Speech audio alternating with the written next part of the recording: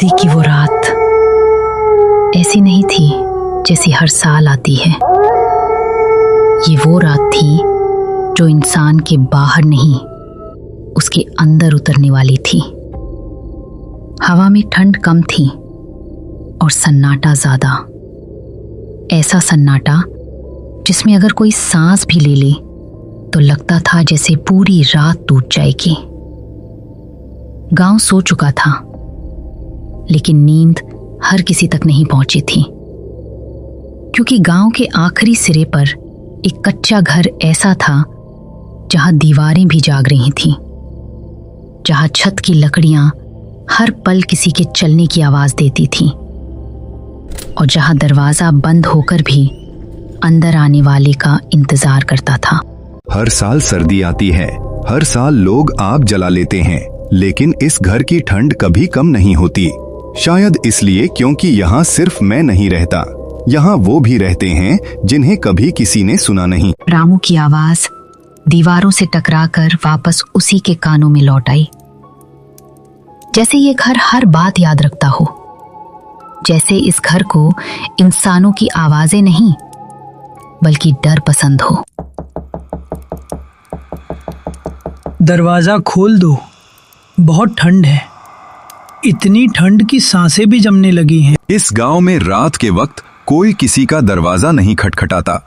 अगर तुम सच में इंसान हो तो सुबह तक इंतजार कर सकती हो, और अगर नहीं हो तो भगवान जाने मैं तुम्हारे लिए क्या कर सकता हूँ। रामू ने दरवाजा नहीं खोला, लेकिन उस पल उसे एहसास हुआ कि दरवाजे बंद होने से हर चीज बाहर नहीं रहती।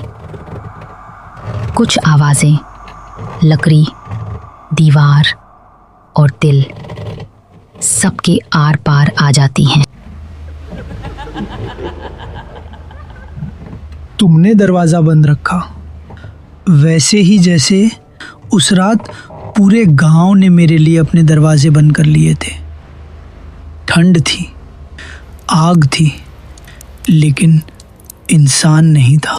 मैंने कुछ नहीं किया, मैं उस वक्त बच्चा था। अगर तुम किसी और की तलाश में हो तो यहाँ से चली जाओ, ये घर अब मेरा है। और तभी हवा रुक गई, अलाव बुझ गया और घर के अंदर एक और सांस चलने लगी। रात अब आगे बढ़ चुकी थी, लेकिन घर वहीं का वहीं रुका हुआ था।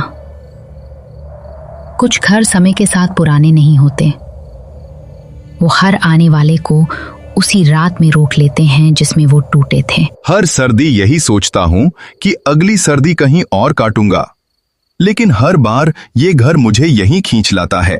अलाव अपने आप फिर से सुलगने लगा, बिना लकड़ी डाले, बिना हवा के।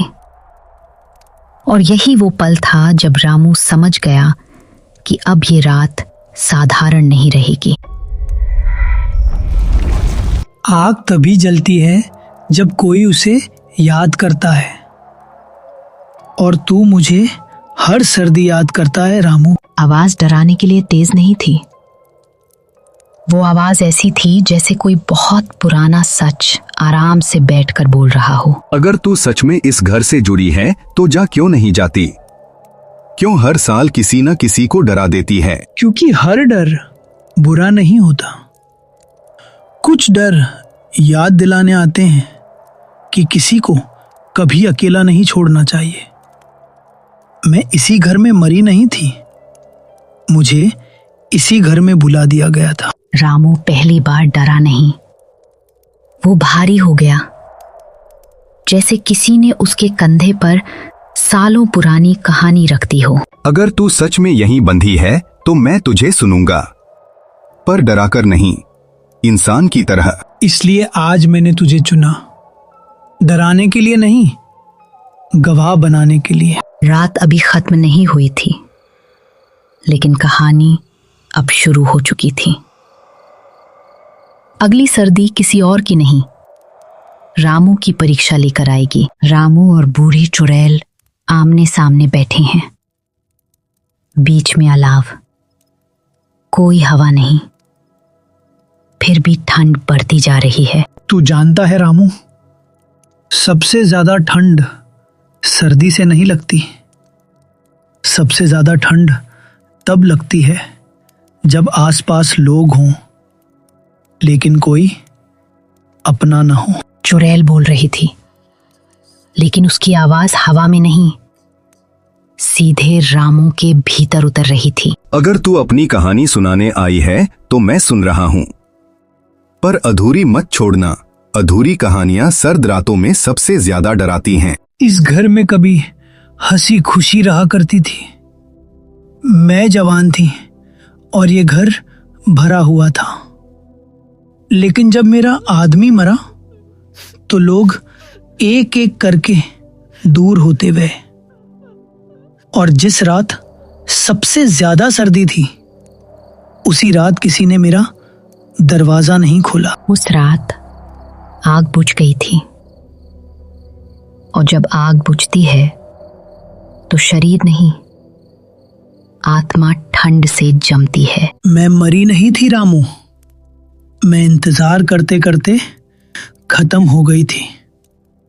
और जब सुबह हुई तो लोग बोले ये घर मनहूस है। रामू की आंखें पहली बार नीचे झुक गईं। डर अब उसकी जगह शर्म ने ले ली। अगर उस रात मैं होता तो दरवाजा जरूर खोलता। शायद मैं भी यही गलती दोहरा रहा हूं, इस घर में अकेला रहकर। इसलिए मैंने तुझे नहीं मारा। हर सर्दी में किसी को चुनती हूं। जो भाग जाए वो जिंदा रहता है, जो बैठ जाए वो कहानी बन जाता है। रात अब आखिरी पहर में थी। अलाव बुझने वाला था और चुड़ैल उठ खड़ी हुई। अब फैसला तेरा है रामू। या तो सूरज देखने से पहले ये घर छोड़ दे, या फिर अगली सर्दी में लोग तुझे मेरी तरह याद करेंगे। पूरी सर्द रात रामू आग के पास बैठा रहा और बूढ़ी चुड़ैल की बात सुनता रहा। उसे समझ आ गया कि वो डराने नहीं, बल्कि अपनी अधूरी कहानी कहने आई थी। जैसे ही उसकी बात पूरी हुई, वो धीरे धीरे हवा में घुल गई। घर का सन्नाटा खत्म हो गया। ठंड हल्की पड़ गई, और जब सुबह सूरज निकला तो रामू जिंदा था। और वो घर अब मनहूस नहीं, बल्कि एक साधारण गांव का घर बन चुका था, जहां डर नहीं बल्कि सीख रह गई कि असली डर भूत नहीं बल्कि अकेलापन होता है। अगर आपको ये कहानी अच्छी लगी और आपने आखिर तक सुनी है तो वीडियो को लाइक जरूर करें। कमेंट में बताइए आपको सबसे ज्यादा डर किस पल पर लगा। और ऐसी ही गांव की डरावनी कहानियों के लिए हमारे चैनल को जरूर फॉलो करें।